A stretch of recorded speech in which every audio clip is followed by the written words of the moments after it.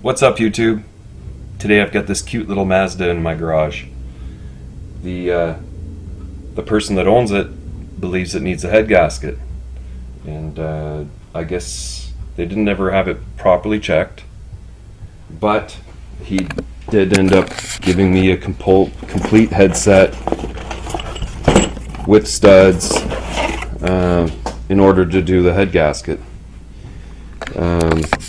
So the car sat in my garage overnight, and I came out to it after getting home from work today, and I've noticed coolant on the floor. So I've decided, well, I mean, we can't have coolant on the floor unless it's coming out of the head gasket. So I decided that I'd look into it a little further, and looking for the leak, I was coming up the side of the radiator, and I've come up to this seam just underneath the top hose neck for the hose, and this little seam just in the plastic is just creeping fluid out, and I mean, you can see coolant just on where the core pinches onto the tank, and it's been coming along and draining down there and actually leaking enough, it seems, that it's getting onto the fan and everything. So with an obvious leak, I started to question, well, am I getting myself into something that I'm not actually going to be able to repair this person's car because it has another problem? So I called him and explained to him what I found, and he's asked me to check it out. So we're going to go about seeing if this car actually needs a head gasket, and I can show you a couple techniques on finding it.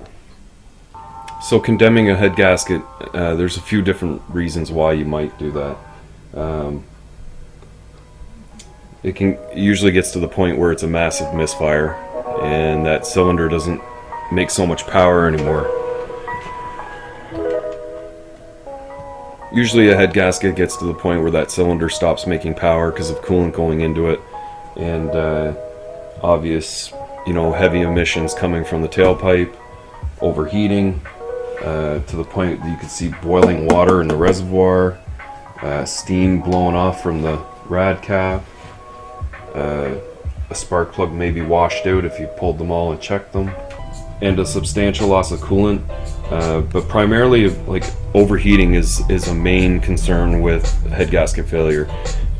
Coolant is getting into the cylinder, coolant's being lost out of the system.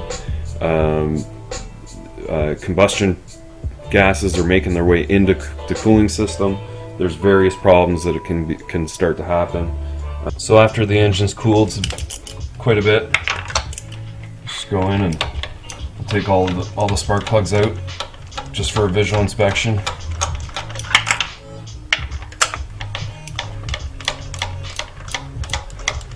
This one's a little loose.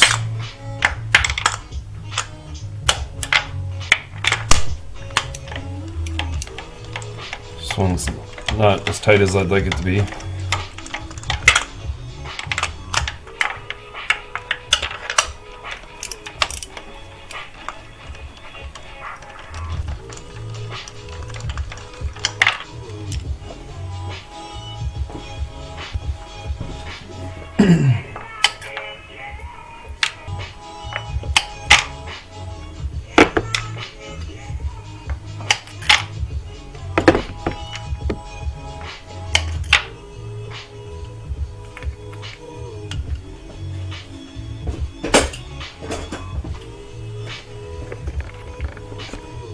So we'll have a good look at number one.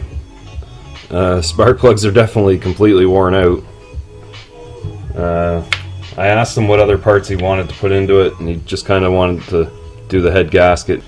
This one's definitely a little strange. It's got some orange tinge to it.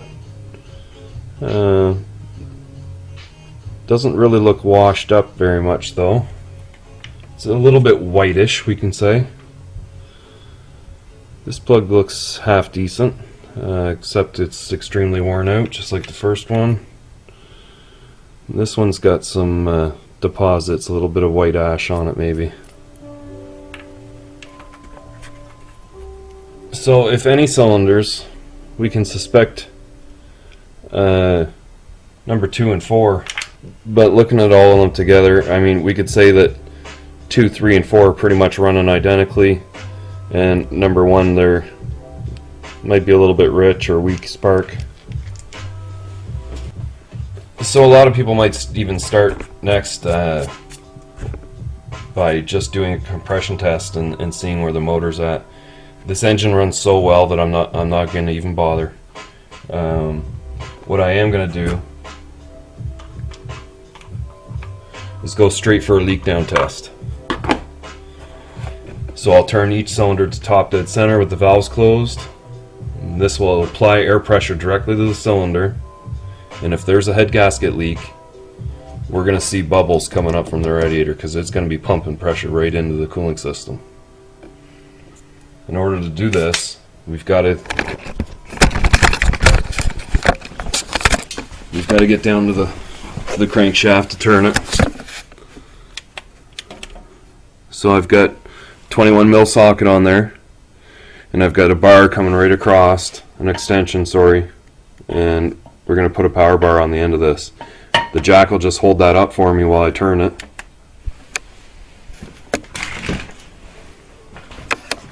So that I can kind of be like this and watch the gauge and see exactly where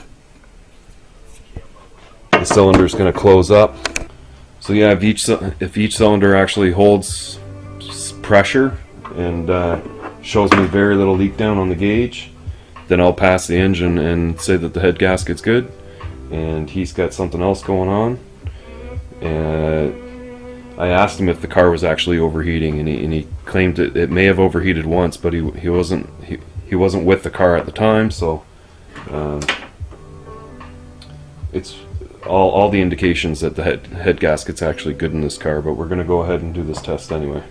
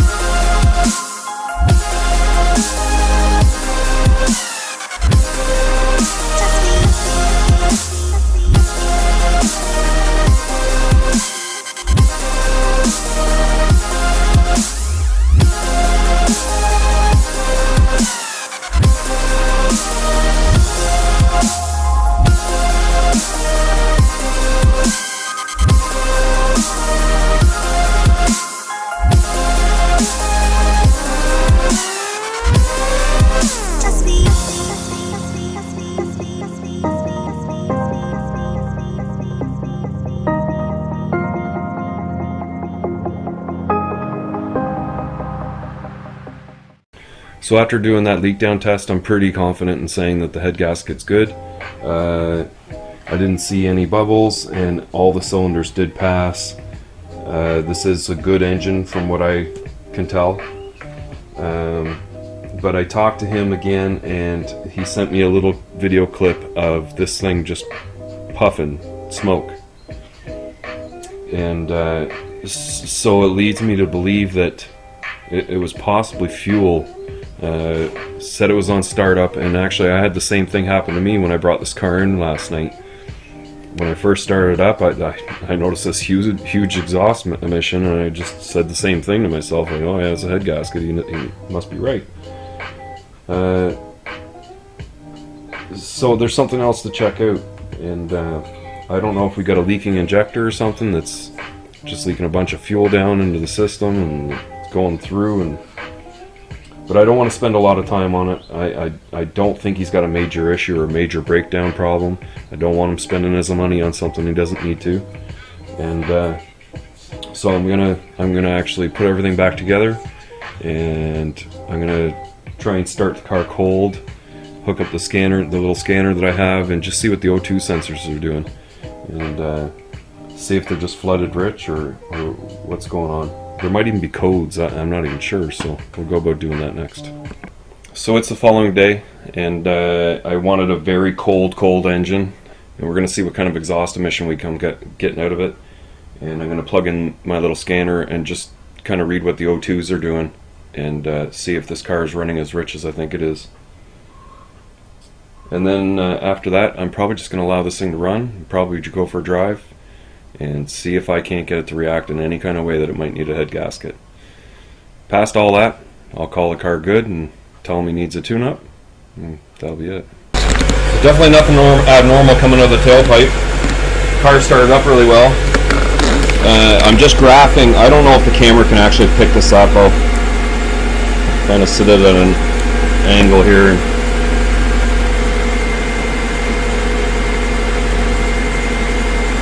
But that's our reading for voltage live, and it's basically showing me it is doing full sweeps.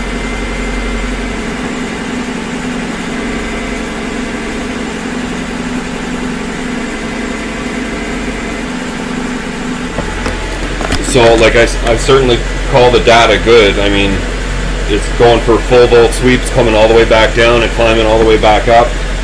It was a little slow to warm up, I would say.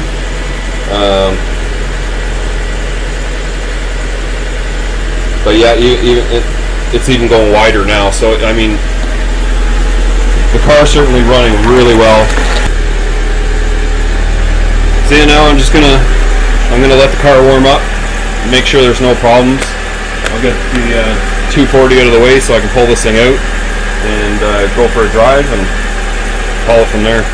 So yeah, I'm all finished. Drove the car on the highway, worked absolutely fine. The temperature didn't go up at all.